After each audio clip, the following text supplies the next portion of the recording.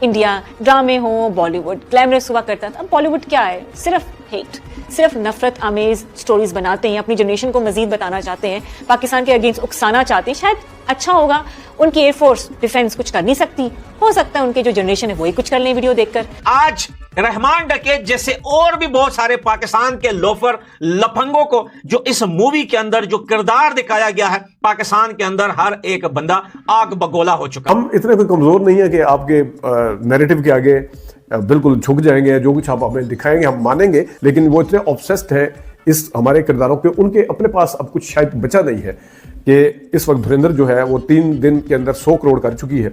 और it's interesting to सी कि हमारे ऐसी इंस्पायरिंग स्टोरीज इनको मिल जाती हैं जिससे फिर ये अपनी इंडियन सिनेमा जो है ब्लॉकबस्टर्स बनाता है। एंड आई वाज थिंकिंग कि अगर इंस्पिरेशन अगर करेंसी होती तो शायद पाकिस्तान इस वक्त बॉलीवुड को खरीद चुका होता। मुझे लगता था कि ये कोई वायर एफ स्पाई यूनिवर्स होगी, कि कैसे हो सकता है कि कराची वो रॉ सिंपल ये इंटेलिजेंस वाले झगड़े होंगे।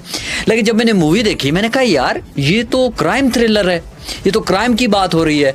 तो जब मैंने देखी है, लिटरली मैं एक स्टूडेंट हूँ फिल्म और टीवी का, मेरे बिल्कुल होश उड़ गए हैं। पाकिस्तान के अंदर धुरंधर मूवी जो है उसे बैन कर दिया गया है और ये पहली बार नहीं हुआ है, ऐसे कई बार हमने देखा है कि बॉलीवुड की ऐसी बहुत सारी मूवियां पाकिस्तान के अंदर बैन कर दी जाती है। मूवी तो बहुत दूर की बात है, पाकिस्तान के अंदर तो अगर कोई बंदा उठकर सच्चाई बता दे तो ये उन्हें भी जेल में डाल देते हैं। तो फिर तो मूवी 2 घंटे 3 घंटे की मूवी वो कैसे देख सकते हैं? जिसका नाम है धुरंधर। अब इस मूवी में दिखा रही है कि जनाब पाकिस्तान का जो लियारी गैंग वॉर था, इतने बड़े नाम, इतनी बड़ी मूवी, इतना पैसा खर्च करके बनाया क्या? Entire Pakistan movie. नमस्कार दोस्तों, स्वागत है आपका फ्लैश लाइन पे। भारत की ब्लॉकबस्टर फिल्म धुरंधर ने पाकिस्तान में सचमुच में आग लगा दी है और अब बड़ी कार्रवाई हुई है। जी हां, धुरंधर को लेकर शुरू हुआ जुनून अब बड़े विवाद में बदल गया। पाकिस्तानी सेंसर बोर्ड फिल्म को तत्काल प्रभाव से प्रतिबंध बैन कर दिया गया है। यह प्रतिबंध क्यों बताया जा रहा है कि फिल्म के कुछ देशभक्तिपूर्ण और कड़े दृश्यों को देखकर पाकिस्तानी सरकार बौखला गए हैं। पाकिस्तानी नेता यह कह रहे हैं कि यह फिल्म हमारी राष्ट्रीय भावनाओं और सुरक्षा के लिए एक खतरा है, इसे तुरंत रोका जाए, यह संस्कृति आतंकवाद है।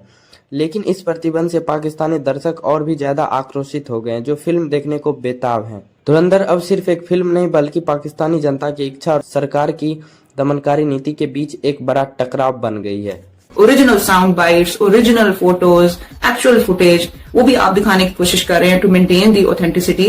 बट फिर अगर मैं उस तरह से देखूं तो बहुत सी जगहों पे आपने ऑथेंटिसिटी की भरपूर धज्जियां उड़ाई हैं। फॉर एग्जाम्पल ISI का जो ऑफिसर दिखाया गया है major Iqbal, played by Arjun Rampal, हमारा इस लेवल का ISI का ऑफिसर तो क्या, हमारा कोई आम पाकिस्तानी शहरी भी, कोई बच्चा भी हमारा खिताब को खिताब नहीं बोलता, खरीद को खरीद नहीं बोलता। ये टिपिकल हिंदी एक्सेंट है। मेरे लिए तो डाइजेस्ट करना थोड़ा सा मुश्किल हो रहा था कि आपका एक ऐसा मिथिकल आप उसको हीरो दिखा रहे हैं, लार्जर देन लाइफ आप वो कैरेक्टर दिखा रहे हैं जिसने इंडिया को बचाना है, और आपने उसी के हाथ से दिखा दिया कि उसने फैसिलिटेट भी किया है वो जो सारी टेररिस्ट एक्टिविटी है। So hats off to the writer for being honest to this. अगर हम बॉलीवुड देखें आजकल तो बॉलीवुड में एक ही नैरेटिव छा रहा है, एंटायर पाकिस्तान मूवीज बनाओ और बॉलीवुड पे छा जाओ।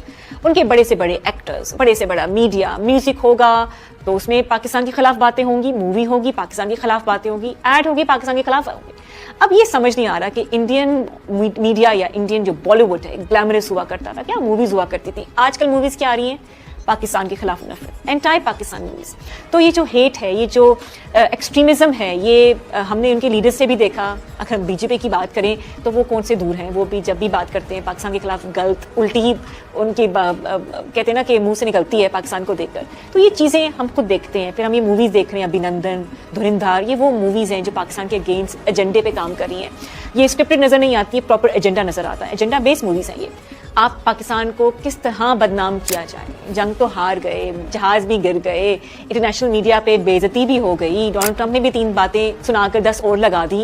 इंडिया को समझ नहीं आ रहा। बॉलीवुड जब हमें अब रियलाइज हो गया है कि जो बॉलीवुड है वो बैक्ड बाय पॉलिटिकल एजेंडा है, क्योंकि इसके अलावा बॉलीवुड के पास अब और कहानियां नहीं रही। कमजोर नहीं है कि आपके नैरेटिव के आगे बिल्कुल झुक जाएंगे, जो कुछ आप हमें दिखाएंगे हम मानेंगे, लेकिन फिल्म को एंटरटेनमेंट के पॉइंट ऑफ व्यू से अगर देखा जाए तो इस फिल्म की मैंने जैसा लोकेशन की तारीफ की, ज़बरदस्त, अदाकारी का डिपार्टमेंट ज़बरदस्त, प्रोडक्शन क्वालिटी इसकी ज़बरदस्त है, सारा कुछ ज़बरदस्त है।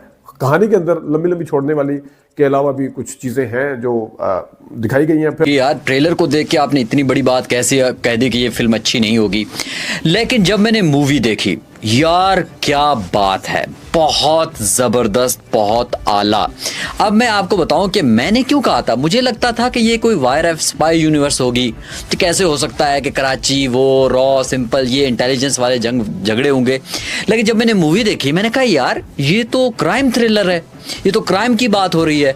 तो जब मैंने देखी है, लिटरली मैं एक स्टूडेंट हूँ फिल्म और टीवी का, मेरे बिल्कुल होश उड़ गए हैं।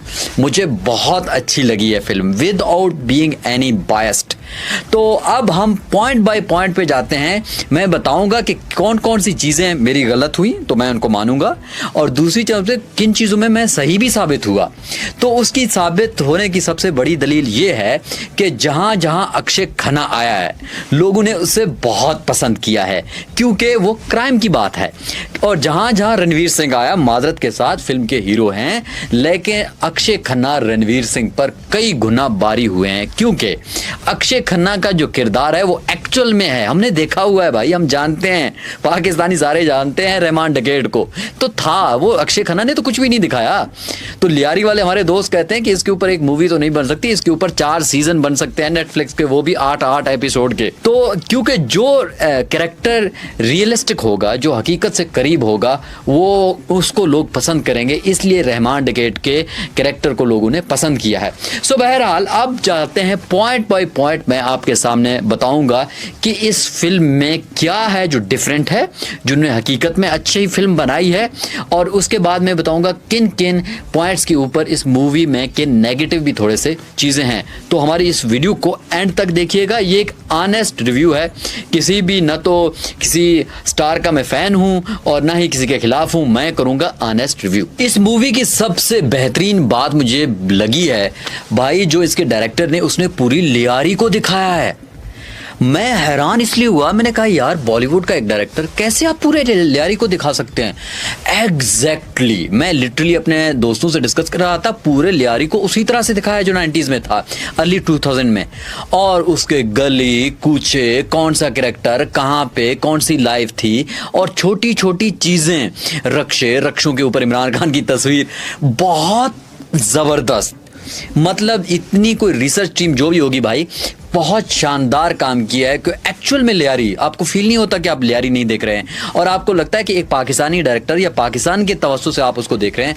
तो सबसे जो इम्पोर्टेंट मुझे लगी है जिस तरह रियलिस्टिकली दिखाया गया, एक तो लियारी को एज ए पूरे सिनेरियो के तौर पर, और दूसरी बात है उस इरा को, उन कैरेक्टर्स को, उन हालात को, लोगों की साइकोलॉजी को, लोगों को बहुत शानदार, और ख़ास तौर पर बलोच कम्युनिटी को और उनके रहन सहन को, उनके तौर तरीक़ों को, और जिस तरह का जो कल्चर वहाँ पर रहा है, जिस तरह से उसको दिखाया है, मैं कहता हूँ ये रियलिस्टिक है और हकीकत के 90%